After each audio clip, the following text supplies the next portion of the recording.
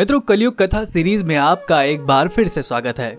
इस वीडियो में मैं आपको भगवान विष्णु और 3 बुढ़ियाओं की कथा बताने जा रहा हूँ, जिसमें एक बुढ़िया को भगवान विष्णु खुद अपने साथ रथ में बिठाकर बैकुंठ धाम ले गए और बाकी 2 बुढ़ियाओं को लालच के कारण श्री विष्णु के चरणों में स्थान नहीं मिल सका। नमस्कार दर्शकों, कलयुग कथा के इस नए एपिसोड में आपका एक बार फिर से स्वागत है। बहुत समय पहले की बात है, एक गांव में एक बूढ़ी महिला अपने परिवार के साथ रहा करती थी। उस बुढ़िया का परिवार सुखी पूर्वक अपना जीवन व्यतीत कर रहा था। प्रभु की कृपा से बूढ़ी अम्मा के पास किसी भी चीज की कोई कमी नहीं थी। उनके बेटे, उनकी बहू उनकी खूब देखभाल किया करते थे। घर के सभी लोग बूढ़ी अम्मा का आदर सम्मान किया करते थे।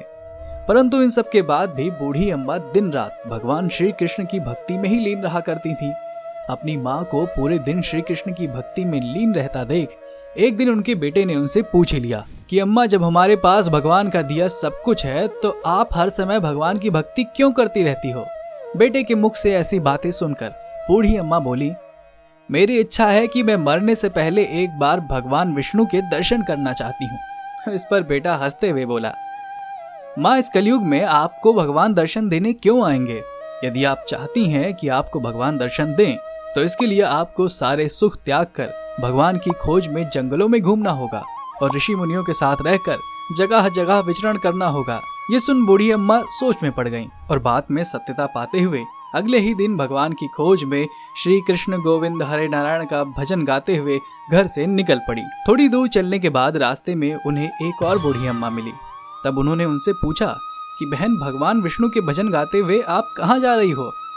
इस पर उस बुढ़िया ने जवाब दिया, मैं हरि के दर्शन के लिए जा रही हूँ। दूसरी अम्मा को लगा कि वो मंदिर जा रही हैं, परंतु उन्होंने बताया कि वो भगवान के साक्षात दर्शन करना चाहती हैं। ये सुन बूढ़ी अम्मा भी उनके साथ भगवान के दर्शन के लिए चल पड़ी। फिर दोनों बूढ़ी अम्मा आगे की ओर चलने लगी।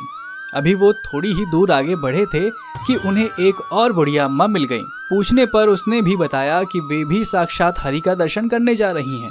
फिर क्या था, उसके बाद तीनों बुढ़िया भगवान के साक्षात दर्शन करने के लिए आगे बढ़ने लगी। उधर भगवान विष्णु बैकुंठ में बैठे ये सब देख रहे थे। फिर उन्होंने उन तीनों बुढ़ियाओं की परीक्षा लेने का विचार किया और अगले ही पल उन्होंने रास्ते में एक सोने के सिक्के से भरी पोटली गिरा दी।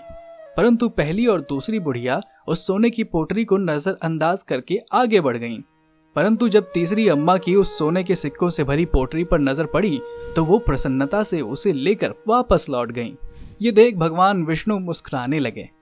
फिर बाकी 2 बची बूढ़ी अम्माओं की परीक्षा लेने के लिए भगवान विष्णु ने उनके मार्ग में एक सोने की ईंट गिरा दी, जिसे बिना देखे पहली बूढ़ी अम्मा हरि के भजन में लीन अपने मार्ग में आगे बढ़ती गईं।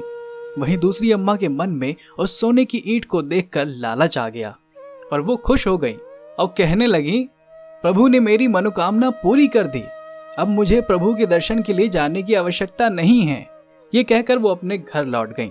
लेकिन पहली बुढ़िया अम्मा भगवान का जाप करते हुए आगे बढ़ती गईं। ये देख भगवान विष्णु ने अम्मा को उनके मार्ग से विचलित करने के लिए उनके रास्ते में एक बार फिर से हीरे मोतियों का ढेर लगा दिया, जिसे देख बूढ़ी अम्मा मुस्कुराते हुए बोली, प्रभु, मैं आपका पीछा इतने सस्ते में नहीं छोड़ूंगी, और अपने लक्ष्य की तरफ विष्णु भजन गाते हुए बढ़ती गई।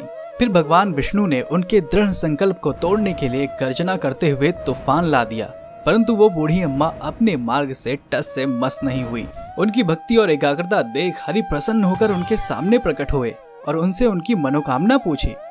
बूढ़ी अम्मा अपने सामने प्रभु को साक्षात देख खुशी से नाचने लगी और फिर बोली, प्रभु, मेरी एक ही कामना थी कि मैं मरने से पहले आपके दर्शन करना चाहती थी और वो मेरी मनोकामना पूरी हो चुकी है। इतना कहकर बूढ़ी अम्मा भगवान विष्णु के चरणों में गिर गईं और उनकी वही मृत्यु हो गई। फिर बैकुंठ से एक रथ उतरा और भगवान विष्णु स्वयं उस बुढ़िया को अपने साथ रथ में लेकर चले गए। इसलिए दोस्तों, शास्त्रों में कहा गया है कि अगर आप परमात्मा में खुद को विलीन करना चाहते हैं तो काम, क्रोध, लोभन सारे व्यसनों को त्याग दें, हरि के नाम का जप करें। खासकर कलयुग में आप हरि के नाम का जप करने से ही उनके चरणों में स्थान पा सकते हैं। तो दोस्तों, उम्मीद करता हूँ कि आपको ये कथा पसंद आई होगी। अगर आपको पसंद आई हो तो इसे ज्यादा से ज्यादा लाइक करें और शेयर करें। कलयुग की ये कथा यही समाप्त हुई। हम जल्द ही हाजिर होंगे ऐसी ही एक और कथा लेकर। तब तक के लिए हमें इजाजत दें। आपका बहुत बहुत शुक्रिया।